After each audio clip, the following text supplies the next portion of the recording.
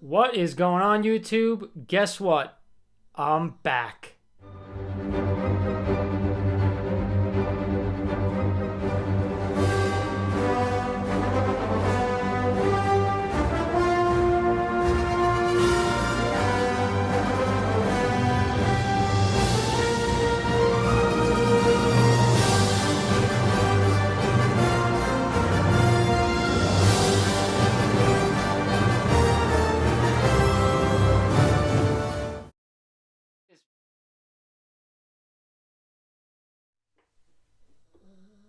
What is going on, YouTube? It's Lawrence, the Mighty Comics Guy, back with another video.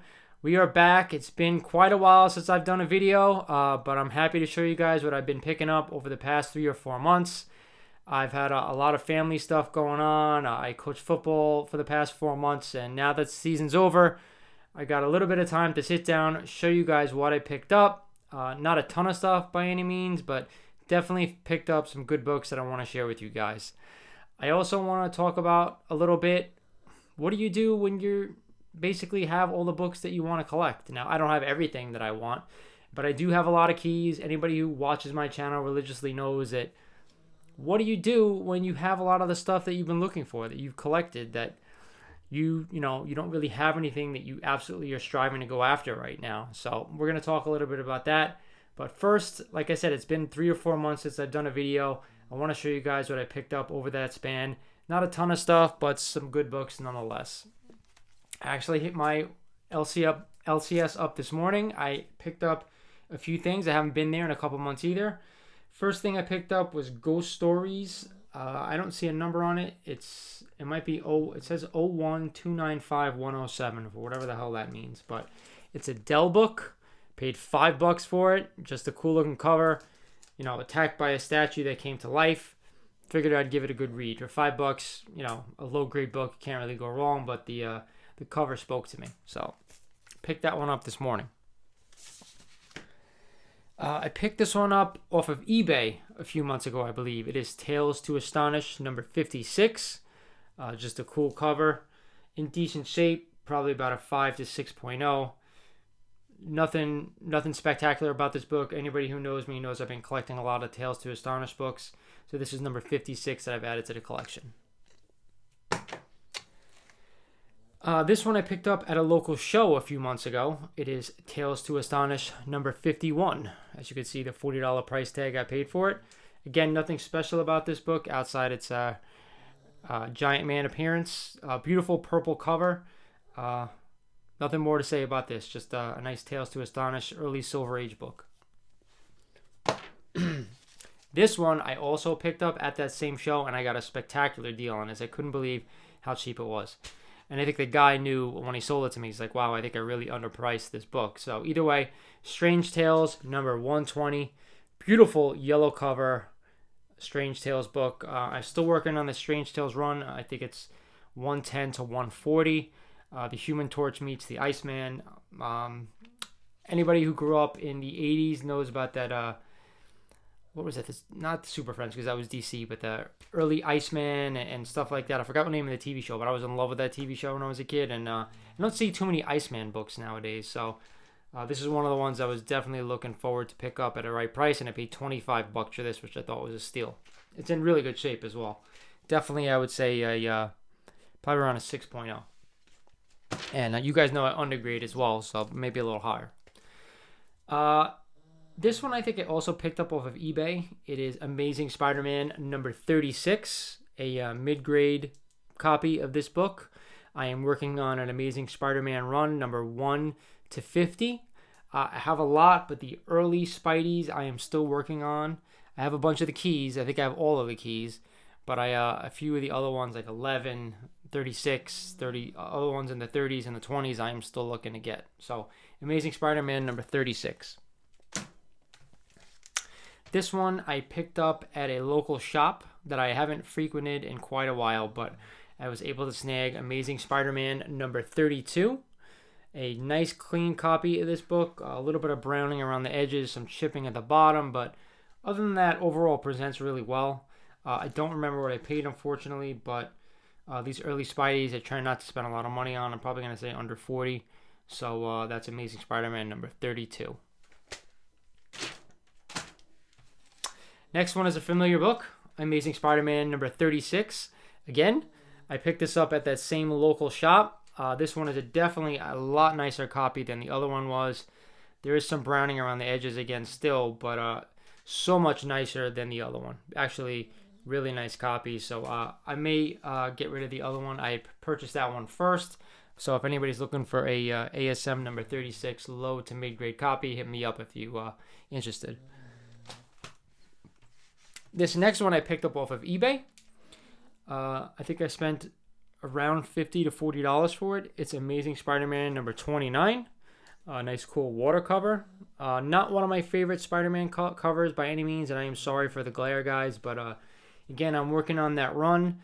A bunch of spine ticks, some dirt on the cover. Could definitely use a press, but other than that, you know, I stick to the low grades on these early issues, especially when there's not like huge like impact stories. So this is of course a Scorpion appearance, but either way, Amazing Spider-Man number 29 in the collection. And the last book I picked up over that 3-month span is a book that I actually just picked up this morning. I was given a gift card by my mother-in-law and father-in-law, and I was able to go into the shop today and pick up a book that I've been looking for quite a while. It is a mid-grade copy to this book, mid to high grade. It is Marvel Premiere number 28 featuring the Legion of Monsters. Definitely one of my all-time favorite covers. Anybody like again who grew up in the 80s knows what this is about. Great classic book. This is a 70s book obviously, but a lot of those monster things in the 80s were just, that's what we grew up with. So happy to finally add this one to the collection. And that's it for my haul. Let me take a quick sip of cup of coffee. And that's it for the books I accumulated over the past 3 to 4 months. Again, nothing major. Which brings me to my next point. What does a comic collector do when he's collected all the keys that he wanted to collect? Now, a lot of you guys collect books just to read them. A lot of you guys collect books for the art. A lot of you guys, like me, collect for the superheroes, because that's why I collect. These are the heroes that I grew up with and that I'm familiar with and that I looked up to when I was a kid, and it still brings back those memories for me. So as you can see behind me, there's more books on the wall there. A ton behind me, like I said. What do we do when we have all the books that we've ever wanted? Now I don't have all the books that I've ever wanted. Trust me, I'd love to have a Tech 27 or a Superman 1 or a Batman 1, and I'll never have those books, not unless I hit lotto. So I'm talking about, books that you collect. I collect Silver Age and Bronze Age. I have a few Golden Age. I don't do too much modern stuff, unless it's the stuff that I collected like in the 90s, late 80s, or early 2000s. So what do we do? Like, what do we collect? For me, like, I try to fill in runs. I love Spider-Man is one of my favorite characters of all time, him and the Hulk. So I'm working on my ASM run, 1 to 50. I have 1, 2, 3, 4. I have all the major keys, but then I'm missing like 5, which is not a huge key. It's got an appearance of Doctor Doom. I'm missing some of the stuff in the 20s and the 30s that I'm slowly trying to accumulate. I have a big wall over here, which you guys can't see, about all my ASM, raw books that I've collected, some Strange Tales and some other keys as well. But what do we do? Like I said, I'm trying to fill in runs. I'm trying to look for stuff that I don't regularly see. I don't do too much of the modern stuff outside of reading it, and I only pick up a few now and then to read from people who give me references to stuff that they like. And I mainly stick to the superhero and horror stuff. So you guys let me know. What do you do when you have all the stuff that you're looking for? Like, I'm not a variant guy. I do think some of the art is absolutely amazing. It's wonderful. It's so eye-appealing. But to me, a comic is a comic. When you look at a comic, I picture like Ditko Spider-Man. I picture Romita Spider-Man. I picture McFarlane, Spider-Man. So all that stuff to me, Jack Kirby, anything with Jack Kirby to me is collectible. He was the king. He was the best, and to me, he's still the best. And his comics are cartoons. They're not lifelike. So those covers, those lifelike covers, I'm not drawn to that stuff, even though I think it's amazing art. So the newer stuff, I'm not really into, except for some of the stories. I do think some of the stories is awesome, but Where to go from here? That's the question. You guys let me know. Outside of my ASM run, where do I go from here? Leave notes in the comments. Reach out to me. I'm always looking for input. I'm always looking to meet people that I haven't met before. I'd love to meet people off the YouTube community, off the Instagram community, at shows. I do hit up a bunch of shows in Jersey from time to time, or in New York as well. There's Clifton Comic Expo. There's one in Hasbrook Heights. There's the big ones like East Coast. There's New York Comic Con, which I didn't go to this year. Hopefully next year maybe, so I can meet some of you guys. But that's really it. You know, hit me up if you have any suggestions, if you want to talk about stuff, if you're having the same issue that I'm having. I actually started collecting, believe it or not, and I got into this through Gem Mint. So thank you, Gem, for making me spend more money. But the arcade one-up cabinets, I bought my first one-up cabinet is a Marvel Superheroes, which you can't really see now. It's to the right. But I'm also working on another arcade one-up, but I'm modding it. So it's going to have a total of 800 games, vertical screen, all the classics like Pac-Man, Donkey Kong, my personal favorite, Punch-Out. So when I get that up and going, I will do a video on that too. So I'm thinking about expanding this channel to more than just comics, maybe more about pop culture and the stuff that we grew up with that we still love. So that's it. I'm happy to talk to you guys. I'm happy to finally do a video after such a long time.